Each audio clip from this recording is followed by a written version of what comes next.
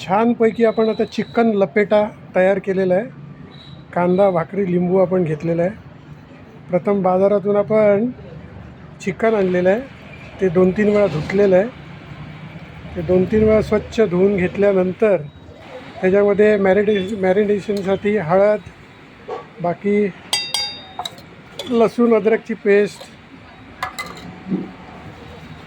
इतर काही मसाले, मीठ चवीपुरते आणि हे पूर्ण मिश्रण आता आपण कालवायचं आहे. हा घरगुती चिकन मसाला, हा बाजारातला खातूचा चिकन मसाला, आणि हे पूर्ण कालवून घ्यायचं आहे. आणि कालवून घेतल्यावर ठेवून द्यायचं 15-20 मिनटं. आणि आता धगधगती चूल पेटवली आहे आणि चुलीवरती आपण आता चिकन लपेटा बनवणार आहोत. तर प्रथम हे सगळे मसाले तयार ठेवलेले आहेत. एक कढई ठेवलेली आहे.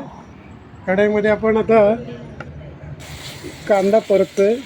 गुलाबी होईपर्यंत, छानसा असा गुलाबी होईपर्यंत कांदा परतून घ्यायचा आहे.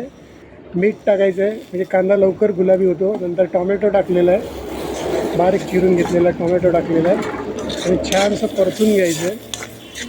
परतून घेतल्यावर पाणी सुटतं. त्याच्यानंतर मग बाकीचे मसाले जे घेतले होते ताटामध्ये ते सगळे टाकलेले आहेत. त्याच्यामध्ये ही पेस्ट परत चांगली खमंग अशी भाजायची आहे.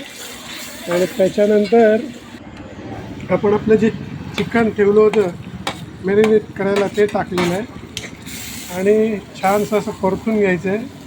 हे परतून झाल्यावरती आपण चिकन शिजण्यासाठी पाणी टाकायचं आहे एक अंदाजाप्रमाणे आणि नंतर ढाकण ठेवून घ्यायचं आहे. कोथिंबीर भुरभुरलेली आहे थोडीशी